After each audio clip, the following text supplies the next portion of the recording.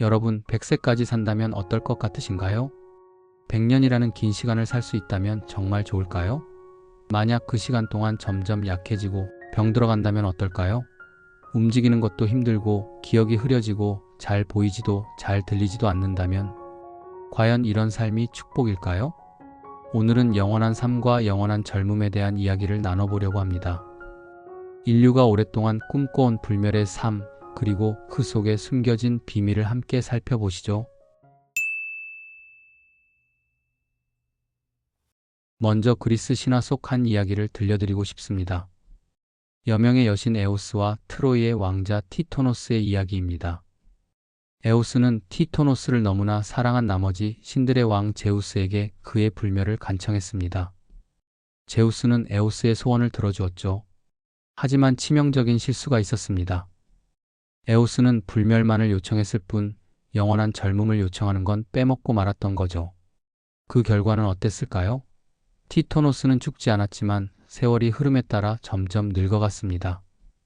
그의 피부는 주름지고 머리카락은 하얗게 변했으며 근육은 말라갔습니다. 정신은 점점 흐려졌지만 그는 죽을 수조차 없었습니다. 결국 티토노스는 끝없는 고통 속에서 영원히 살아가야만 했죠. 신화는 말합니다. 그는 나중에 매미가 되어 영원히 울게 되었다고 말이죠.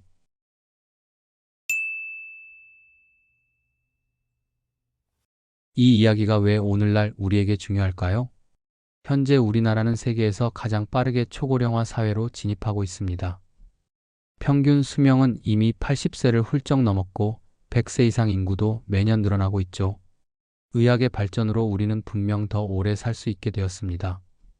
하지만 현실을 들여다보면 많은 고령자들이 건강 악화와 외로움, 경제적 부담으로 힘들어하고 계십니다. 병원과 요양원을 떠나지 못하는 분들, 혼자서는 일상생활조차 어려운 분들이 늘어나고 있죠. 마치 현대판 티토노스처럼 말입니다. 특히 주목해야 할 것은 건강 수명과 기대 수명 간의 격차입니다. 기대 수명은 늘어났지만 실제로 건강하게 활동할 수 있는 기간은 그만큼 늘지 않았다는 거죠. 이는 우리 사회가 직면한 가장 큰 도전 중 하나입니다.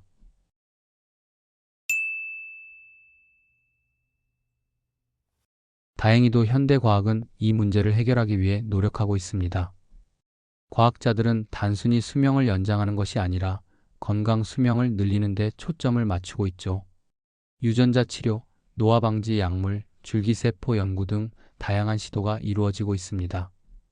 특히 주목할 만한 것은 건강한 노화라는 새로운 개념입니다. 이는 단순히 오래 사는 것이 아니라 나이가 들어도 건강하고 활기찬 삶을 유지하는 것을 목표로 합니다.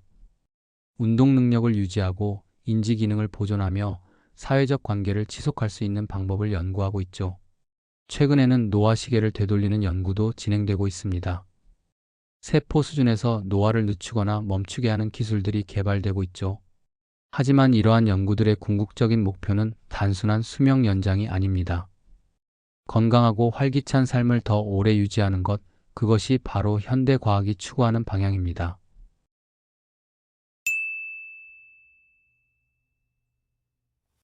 티토노스의 이야기는 수천 년이 지난 지금도 우리에게 중요한 교훈을 줍니다.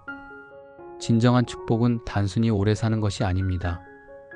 건강하고 의미 있는 삶을 사는 것, 그것이 진정한 장수의 의미일 것입니다. 100세 시대를 살아가는 우리, 이제는 얼마나 오래 살 것인가가 아닌 어떻게 살 것인가를 고민해야 할 때입니다.